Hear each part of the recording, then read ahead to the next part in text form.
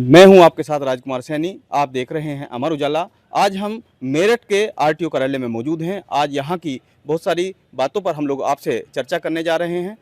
हम इस समय मौजूद हैं आरटीओ कार्यालय परिसर में, जहां पर 31 दिसंबर 2025 तक यही वो जगह है जहां पर वाहनों की फिटनेस का कार्य किया जाता था।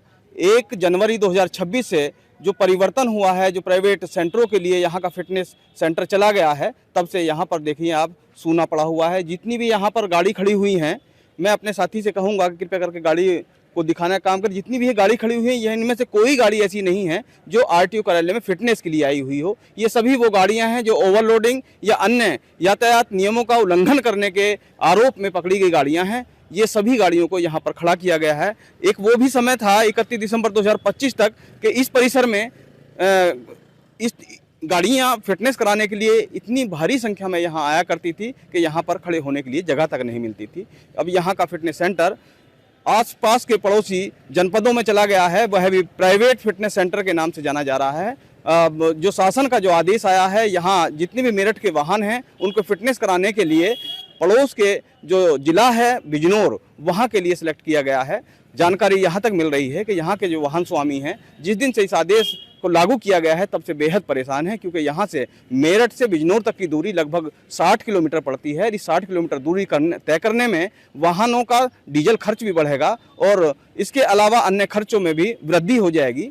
तो यहाँ इस शासन के इस आदेश से कहीं ना कहीं जितने भी वाहन स्वामी हैं उन लोगों को बेहद ही परेशानी का सामना करना पड़ रहा है। यहाँ के वाहन स्वामियों का कहना है कि शासन को इसमें कुछ परिवर्तन करना चाहिए। जो मेरठ में जो प्राइवेट फिटनेस वाहन सेंटर खुलने जा रहा था, तत्काल प्रभाव से उसको संचालित कराना चाहिए ताकि यहाँ के लोगों को भारी नुकसान ना झेलना पड़े। दोस्तों, हमारे साथ आरटीओ विंध्याचल गुप्ता जी हैं। हम इनसे जानकारी करेंगे कि अब से पहले 2025 के लास्ट तक पूरे उत्तर प्रदेश के अंदर जो वाहनों की फिटनेस हुआ करती थी वो आरटीओ कार्यालय परिसर में ही हुआ करती थी। लेकिन अब इस गवर्नमेंट में ये एक निर्णय लिया गया है कि जितनी भी वाहनों की फिटनेस होगी वो प्राइवेट सेंटरों पर होगी।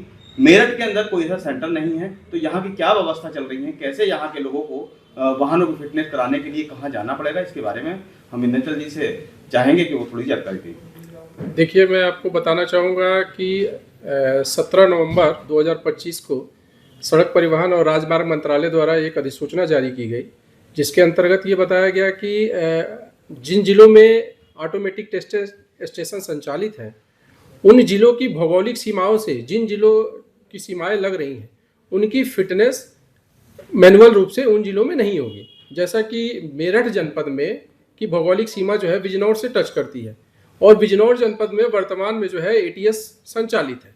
जनपद मेरठ में भी एटीएस के लिए आवेदन है, ले वो भी अभी शासन स्तर पे लंबित है। उनका कार्य लगभग पूरा हो चुका है। जो संचालित शासन स्तर से उनकी आरसी जारी हो जाएगी, यहाँ भी संचालित हो जाएंगे। ऐसे में इसी कारण से जनपद मेरठ में वर्तमान में फिटनेस का कार्य मैनुअल रूप से नहीं किया जा रहा है।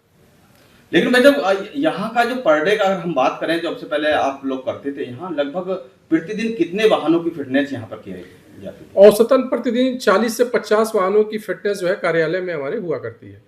लेकिन भाई साहब, अब आप जो बिजनौर की बात कर रहे थे, बिजनौर तो यहाँ से लगभग 50-60 किलोमीटर पड़ता है। तो यहाँ के वाहनों को वाहन स्वामियों के जेब पर तो अतिरिक्त भार पड़ जाएगा।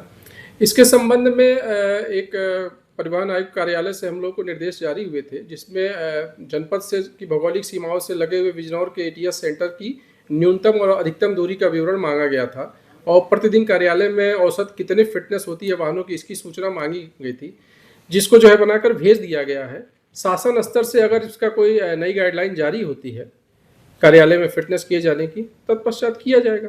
तो क्या भाई साहब, अब कोई भी वाहन, हल्का वाहन भी, जो छोटे वाहन थे, थ्री व्हीलर और ऐसे जो छोटे वाहन थे, उनकी वाहन फिटनेस भी यहाँ मेरठ में नहीं? वर्तमान में अभी कार्यालय में किसी भी वाहन की कोई भी फीस भी नहीं कट रही है और नहीं यहाँ पे किसी वाहन की मैनुअल फिटनेस हो रही है। केवल उन्हीं वाहनों की फिटनेस हम कर रहे हैं जो अन्य राज्यों से जो है एनओसी लेकर यहाँ पे आती है। अच्छा, जैसी जानकारी है कि 1 जनवरी से लागू हो गया था आदेश, तो 1 जनवरी के अब तक का जो डाटा आप लोग देख रहे होंगे ऑनलाइन, तो राजस्व की तो काफी हानि हो रही होगी इस समय, या ऐसा लग रहा है कि सारे लोग, मेरठ के लोग बिजनौर पहुंच रहे हैं? नहीं, ऐसा नहीं है, सभी लोग बिजनौर नहीं पहुंच रहे हैं।